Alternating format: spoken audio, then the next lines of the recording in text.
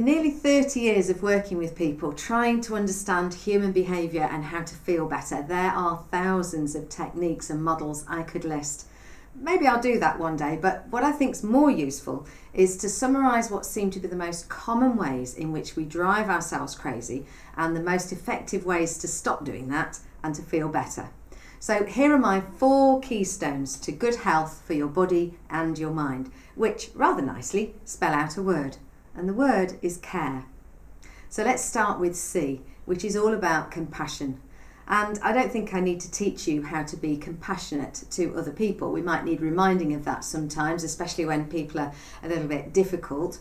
But I'm talking about something which I see time and time and time again when people are struggling with their mental health or their physical health or their relationships with other people or their stress levels. And it's the compassion towards yourself that's often missing. That when something goes wrong, you do this, oh, I can't believe I've just done that.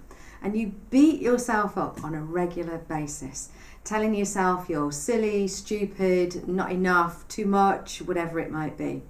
So the C is for compassion towards yourself.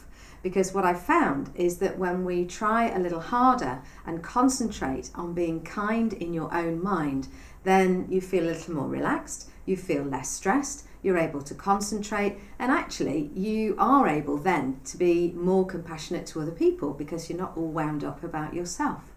So that's the C. C for compassion, for being kind in your mind. Then we come on to the A. I feel like doing YMCA. We'll come on to the A. And the A is for acknowledging. This is about acknowledging what's going well in your day. www.what went well. Rather than getting to the end of the day and noticing what you intended to do compared to what you managed to do and berating yourself for what you didn't get around to, what about the things you did get around to? Perhaps some of the things you weren't expecting, things that came at you from other places, from other people, and you ticked some things off other people's list rather than off your own. Getting to the end of the day and knowing what did go well and what you did manage to do is a way not only to feel a little better and get a little hit of serotonin, that competitive hormone we have in our body, but also to acknowledge that you are capable. And that builds a sense of resilience. It's really good for your health. The R is about reality. Now, I talked a moment ago about to-do lists. How often do you write a list of things to do that is actually not humanly possible? You're never going to be able to manage to do all those things. It's just too much. You might do that with time. You might do it with energy. You might do it with resources. You might do it with money. You might do it with any number of things that you just don't realistically look at what you've got and what's humanly possible. So the R in the CARE model is to look at reality and see how much time have you actually got, what are you going to be able to do in that time, and making sure that that's balanced. So where you've got some busy time, then have some restful time. When you are planning things in your diary, make sure you're planning some gaps. If you've got a load of meetings, then when are you going to do the work that the meeting has generated? You need some spaces to make that happen. And also the spaces for the everyday things that you just know need doing. So, R is for reality, looking at your schedule, your resources and your energy levels, rather than spending it all and then wondering why you're exhausted or ill. So that brings us on to the final letter of the CARE model, which is E. And E, not surprisingly, stands for energy. We need to manage this and we need to manage it well. And there are 2 ways in which we need to focus on our energy. And the first one is the absolute basics. So to eat, to drink and to sleep. And to make sure that you're balanced and you're getting your nutrition and all the things that you and your body need in order to operate well.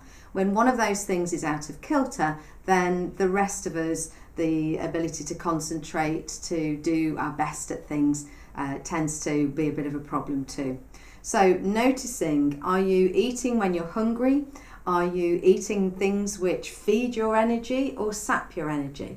If you're eating a lot of sugar, for instance, you get a sugar rush, but then you get a sugar crash and a sugar craving. So are you eating things that give you a steady level of blood sugar through the day, that keep you alert? Are you drinking enough water? Are you keeping hydrated? That's a way to keep all the cells of the body operating at their best level, and to be detoxing the things that you don't need, and keeping your digestion really healthy. Now, the other aspect of energy that we need to focus on is how we recharge our batteries. And there is one simple 3-letter word, and that is joy. How do you get your joy in your life? And the things that light you up, that make you feel really sparky. So for instance, you could have had a really busy time, be absolutely exhausted, but then something joyful happens and suddenly you've got all the energy there is ever, and you feel like jumping up and down and dancing a jig because you are happy. So what are those things? What are the things that light you up and recharge your energy? So it's great to take a rest. It's good to do things that are a little bit quiet and give you a chance to unwind, but we also need firing up and to remember what brings us joy in life, else what's the point?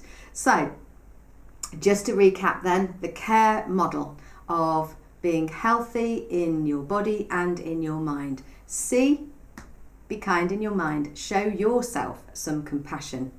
The A, which is for acknowledging the things that are going well. What went well in your day? It's a great way to look back on your day and your year and see what's actually gone really well. And the R, which is for simple reality. How much time have you got? What do you need to do in it? How do you plan your day, your week, your year, so that you've got all the important bits in and you're not driving yourself crazy? And finally, E for energy. Make sure you're getting the basics and you're sparking yourself up with some joyful things too. That's the C.A.R.E model. It sounds really simple. Whether it's easy or not is down to you. Best of luck.